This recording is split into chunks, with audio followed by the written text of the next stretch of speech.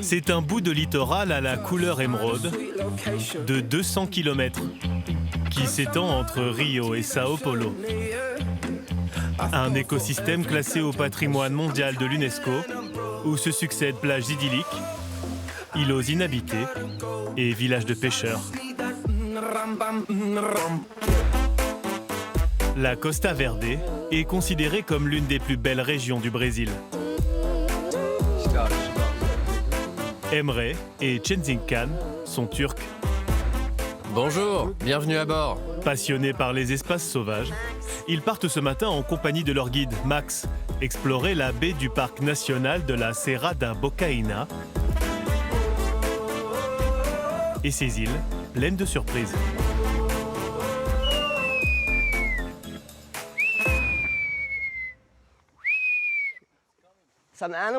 Tiens, on a de la compagnie. Vous avez vu? Je vais leur envoyer quelques bananes. Ce sont des cuchillas, des petits rongeurs. Ils ressemblent à de gros hamsters. Tu connais leur langue? Oui. C'est une grande réserve ici, protégée. Les îles et la forêt sont protégées. Donc c'est un concentré de nature et de vie sauvage. Dans la région, on dit qu'il existe une île pour chaque jour de l'année. Difficile d'en faire le tour ou d'être lassé.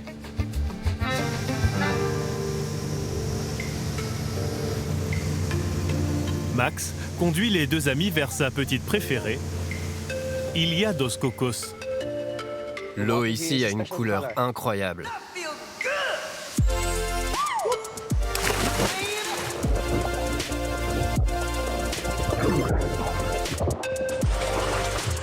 C'est magique.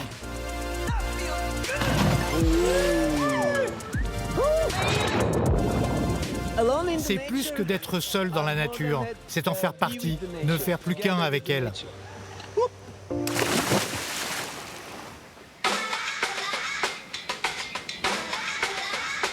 Entre immersion dans ce paradis vert, pour des vacances ou pour la vie. Je me sens comme un arbre. Et parenthèse citadine dans la bouillonnante Sao Paulo, où nous irons à la rencontre d'artistes et de créateurs qui ont fait exploser les couleurs dans la ville. Dans un instant, nous vous emmenons à la découverte de la Costa Verde.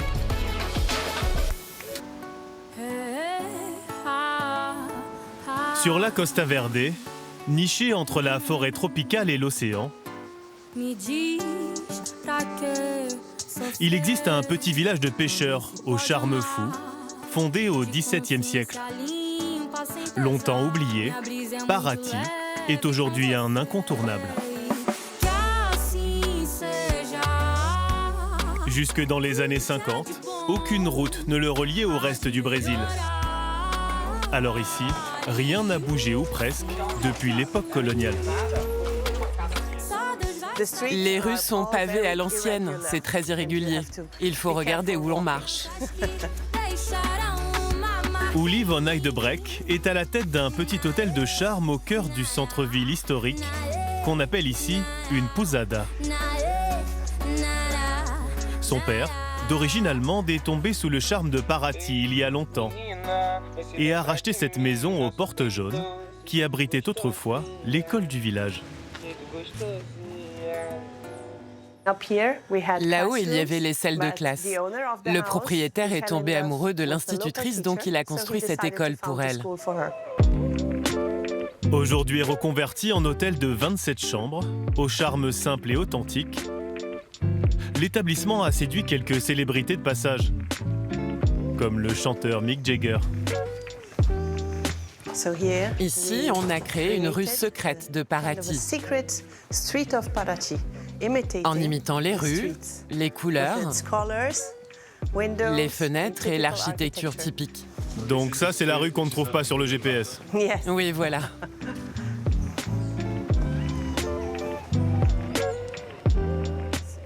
On a un emplacement unique ici car on est au cœur de la Costa Verde. Tout autour, vous avez plein d'atmosphères différentes. Vous avez la forêt dense juste derrière et de l'autre côté la mer.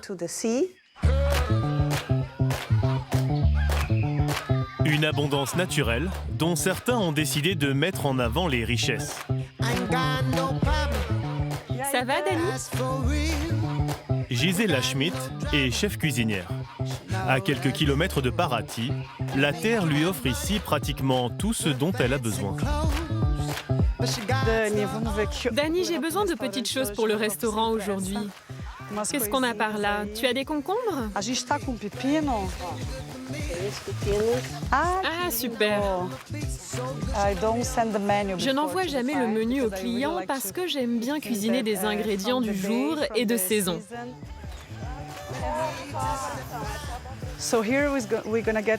Et là, vous avez ce qu'on appelle le taioba. C'est une plante très courante par ici. C'est un peu un cousin de l'igname.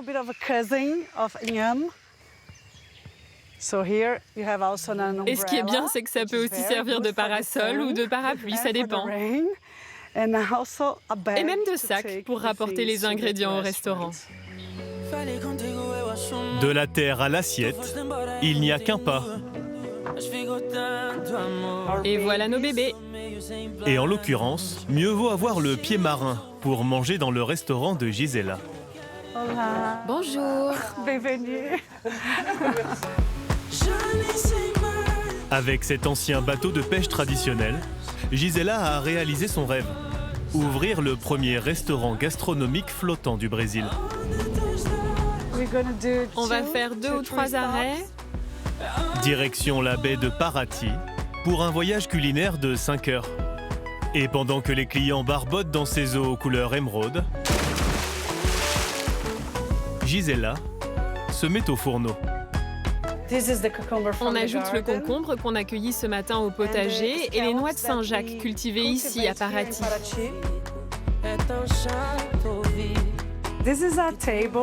C'est un restaurant sur l'eau, donc il faut s'adapter. Parfois ça bouge un peu, faut s'accrocher, en particulier quand d'autres bateaux passent près de nous. On est là, ok, attention, c'est amusant. Mais cuisiner avec une vue pareille, franchement, ça n'a pas de prix. Et la dégustation s'avère parfois aussi acrobatique que la préparation. Les amis, j'ai un petit amuse-bouche pour vous.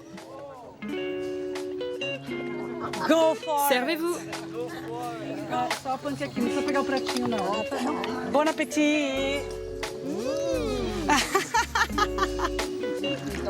Vous nourrissez les poissons? Oui, je nourris les petits poissons, les sirènes et les petits poissons. Le reste du repas se déroule à bord. Décontraction pour le service. Et gastronomie dans l'assiette. C'est très bon. On sent tous les arômes. Et en plus, dans un cadre pareil, ça rend l'expérience encore plus belle. La Costa Verde, ce n'est pas seulement les côtes. C'est aussi sa forêt tropicale, l'une des plus denses du Brésil, avec l'Amazonie. Vue du ciel, elle paraît même impénétrable. Pourtant, récemment, au milieu de tout ce vert, de drôles de maisons écolo-futuristes se sont elles aussi fait une place dans le paysage. Une poignée de villas disponibles à la location pour des clients désireux de vivre en communion avec la nature. Ce village à l'ambiance hippie, c'est le projet de Marko Brajovic. Il y a quelques années, cet architecte d'origine croate a racheté 32 hectares de plantations de manioc et de bananes. Ici, on a beaucoup d'amis. Des singes, des serpents, des pumas. C'est pas trop dangereux? Dangereux? Non, pour moi, l'animal le plus dangereux, c'est l'homme.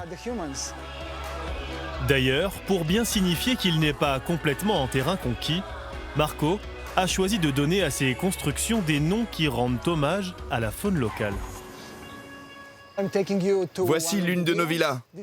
Elle s'appelle la Maison Macaque. L'idée, c'est de vivre au milieu des arbres. Suivez-moi.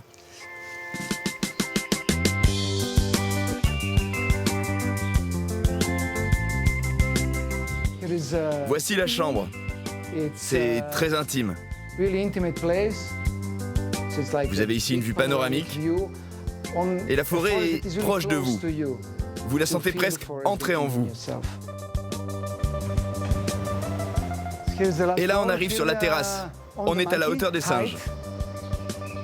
Ça a été un énorme défi à imaginer. Et aussi pour rapporter les matériaux jusque-là. Les maisons sont toutes différentes. Certaines sont construites verticalement, d'autres à l'horizontale. Chaque maison est une expérience nouvelle pour se connecter à la nature et à soi-même. Un projet architectural, mais aussi un projet de vie, tout court. Salut! Marco vit ici à l'année, avec ses enfants et sa femme Teka, brésilienne. C'est un endroit où on aime venir en famille ou avec des amis. On passe le dimanche après-midi ici, on vient pique-niquer. Les enfants de nos amis qui vivent en ville, pour la plupart, ne connaissent pas vraiment la forêt, les rochers. Ils n'ont pas ces notions. Les nôtres, à l'inverse, s'y connaissent très bien en cascade, par exemple. C'est sûr, ils sont sûrement plus heureux ici. Une connaissance de la forêt brésilienne que Teka et Marco partagent également avec leurs amis et quelques clients.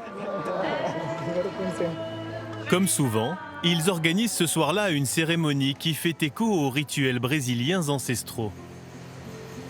Cette fois, c'est le cacao et ses vertus qui sont mises à l'honneur.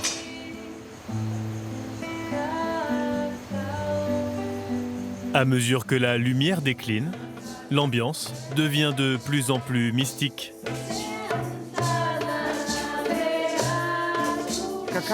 Nous connaissons en général le cacao en tant que chocolat.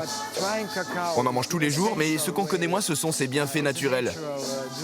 Si on l'utilise dans un contexte de rituel, il vous connecte à vous-même et au groupe. Ça a l'air de marcher? Ouais, on dirait. Un voyage intérieur, comme seule la Costa Verde peut en offrir à ses visiteurs.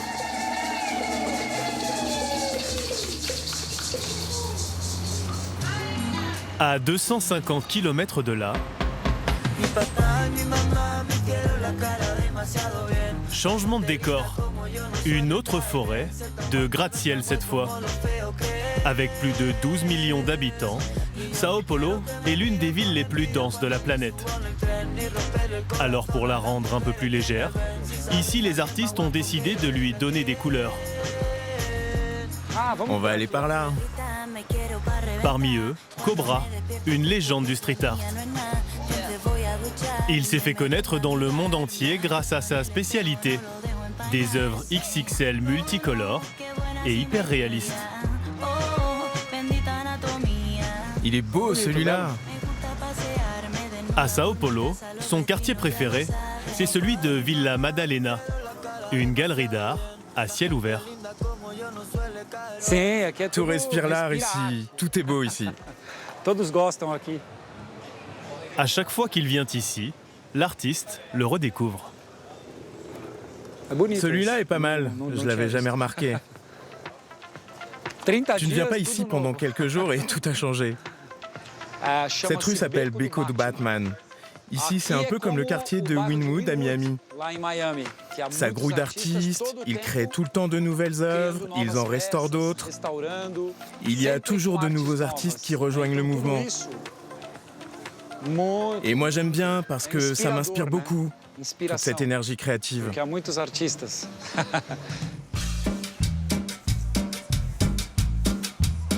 Ce quartier, qui passait autrefois inaperçu, est devenu avec le temps un haut lieu touristique. Et le street art y est désormais légal. Alors aujourd'hui, quand il travaille, Cobra n'a plus besoin de surveiller ses arrières. J'ai l'autorisation de l'église pour peindre ici. Parce que, en fait, ce mur appartient à l'église. C'est clair que j'ai moins la pression qu'à l'époque. C'est plus détendu, on peut se concentrer sur le travail. À Sao Paulo, l'énergie affichée sur les murs se répand dans les rues.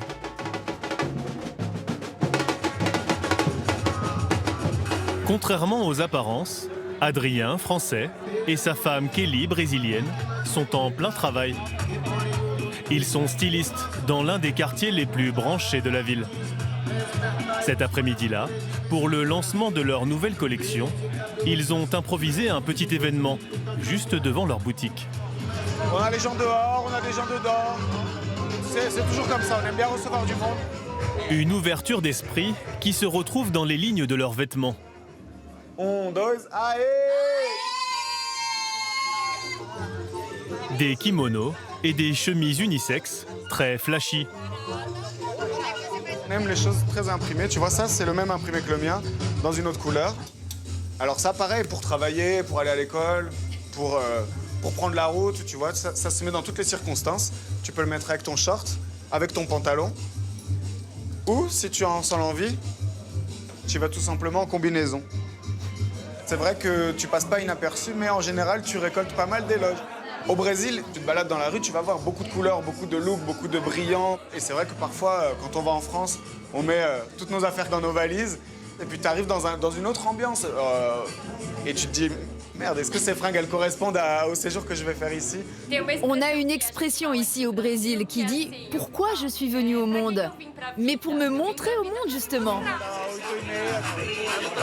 À Sao Paulo, quand une fête se termine quelque part, il y en a toujours une autre qui commence ailleurs. À la nuit tombée, dans le quartier de Barra Funda, c'est bras dessus, bras dessous, que les deux amoureux se rendent à une roda di samba. Et en fait, la samba, c'est hyper important dans la vie, dans la société brésilienne, parce que c'est beaucoup plus que de la musique, c'est beaucoup plus qu'un concert, c'est en fait un endroit où se rassemblent toutes les personnes de la communauté d'un quartier. C'est vraiment un vrai lien social, la samba au Brésil. Une nouvelle vie et de nouveaux codes qu'Adrien semble avoir adoptés sans trop de difficultés. Adrien, c'est devenu un bon Brésilien. Ah, super, il est super brésilien. Il faut travailler les pas de danse aussi. C'est quelque chose de différent. Moi, je suis arrivé en bougeant les mains, les épaules, les machins, mais c'est pas ça ici. Là, ça reste calme. Par contre, les pieds...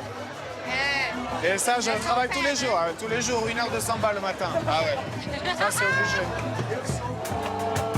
Heureusement pour Adrien, ce soir, comme souvent à Sao Paulo, la fête se poursuivra jusque tard dans la nuit. De quoi faire un peu plus ses gammes en rythme.